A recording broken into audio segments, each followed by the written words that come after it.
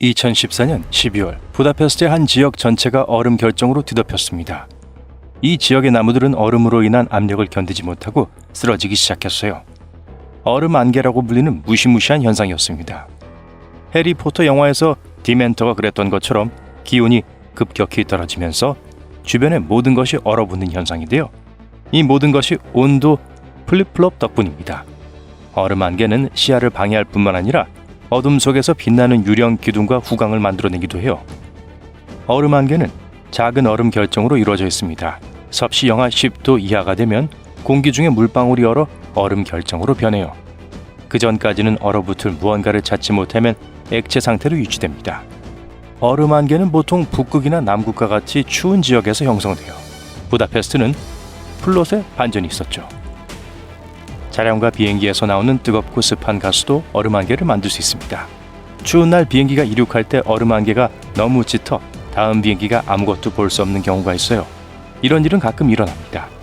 얼음 안개는 맑은 하늘에서 드문드문 얼음 결정이 떨어지는 다이아몬드 먼지와는 달라요. 습도가 거의 100%로 매우 높고 기온이 섭씨 0도 이하로 떨어질 때 형성됩니다.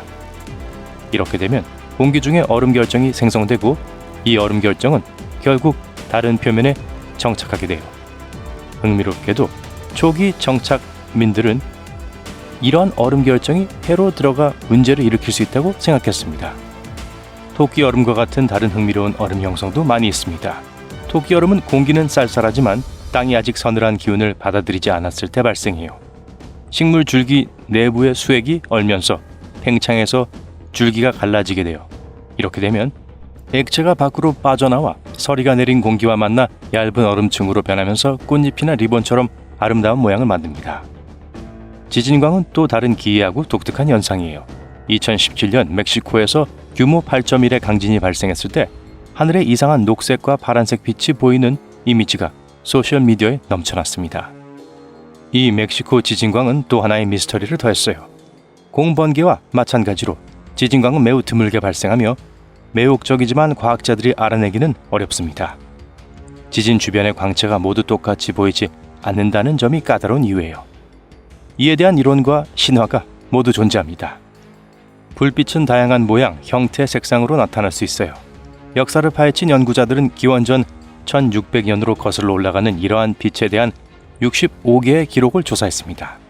예를 들어 강력한 지진이 발생하기 불과 11일 전인 1988년 11월 12일 사람들이 퀘벡의 세인트 로렌스 강을 따라 밝은 보라색, 분홍색 빛의 덩어리를 목격했던 일이 보고됐어요.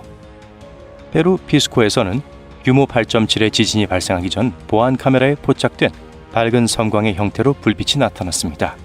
그리고 2009년 이탈리아 라퀘라에서 지진이 발생하기 전 사람들은 돌길 위에서 약 10cm 크기의 불빛이 깜빡이는 것을 목격했어요.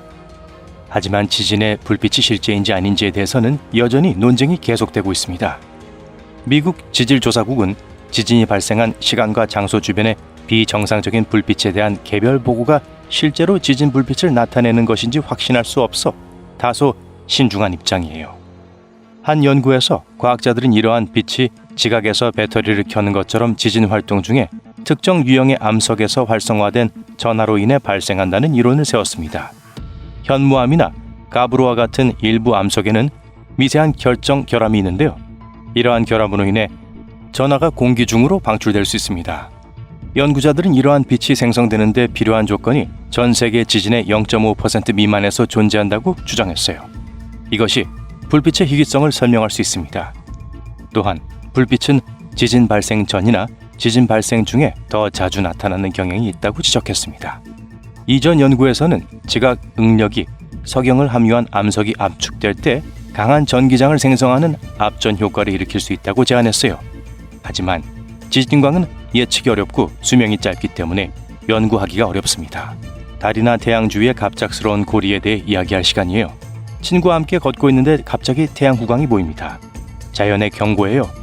눈이나 비바람이 오고 있다는 뜻입니다.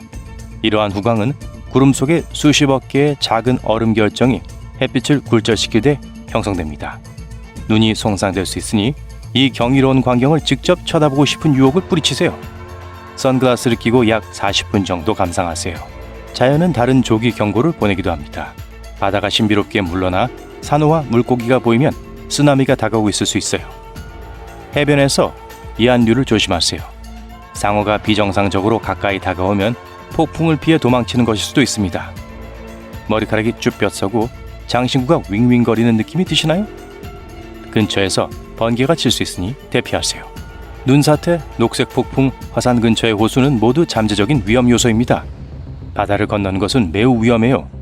보름달이 뜰 때 동굴 탐험을 하다가 목숨을 잃을 수도 있습니다. 바다가 젓갈색으로 변하면 물속에 독성 조류가 있을 수 있으니 수영을 피하세요. 동물도 재난을 감지하는 만큼 동물이 이상하게 행동하면 주의를 기울이세요. 여름밤 마츠제도 주변에는 매혹적인 푸른빛이 있습니다. 이 빛의 원인은 작고 빛나는 생물체예요. 관광객들은 이 아름다운 광경을 보는 것을 좋아하지만 한 연구에 따르면 독성이 있고 매년 그 규모가 커지고 있다는 단점이 있습니다. 이 현상은 낭만적인 모습에도 불구하고 해로워요. 한 해양학 연구팀이 위성 데이터를 사용해서 19년 동안의 성장을 추적했는데요. 거의 1000장에 달하는 위성 이미지를 분석한 결과 그들은 이 해파리가 더 깊은 바다로 확장하고 있다는 결론을 내렸습니다. 안타깝게도 이러한 확장은 해양 생물의 위협이 되고 있어요. 푸른 눈물의 꽃은 물고기와 바다거북을 중독시키고 심지어 인간의 건강에도 영향을 미칠 수 있습니다. 이 다이노플라겔 자체는 독성이 없지만 먹이인 독성 조류는 해로운 화학물질을 수중으로 방출해요. 이 과정에서 산소가 고갈되어 해양동물도 위험에 처하게 됩니다. 주요 원인은 불분명하지만 양쯔강 하류의 농업 오염이 중요한 역할을 하는 것으로 보여요.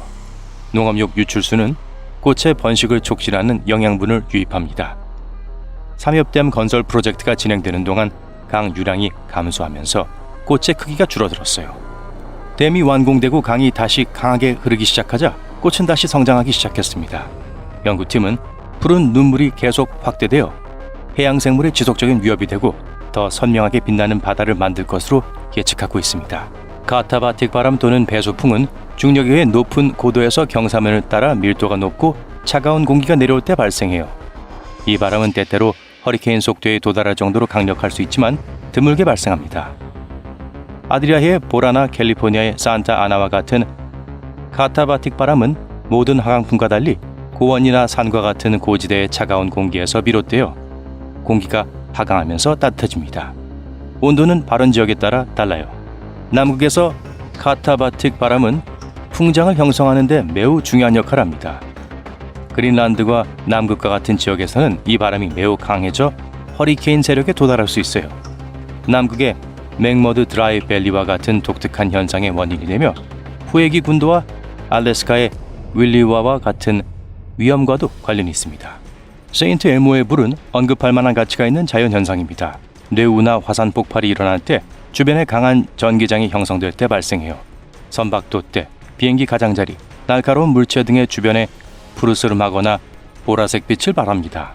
이 빛은 이온화된 공기 분자에 의해 발생하며 조도가 낮은 환경에서 더욱 두드러져요. 섬광은 플라즈마의 한 형태로 물체 주변의 전기장이 공기 분자의 이온화를 일으킬 때 발생합니다.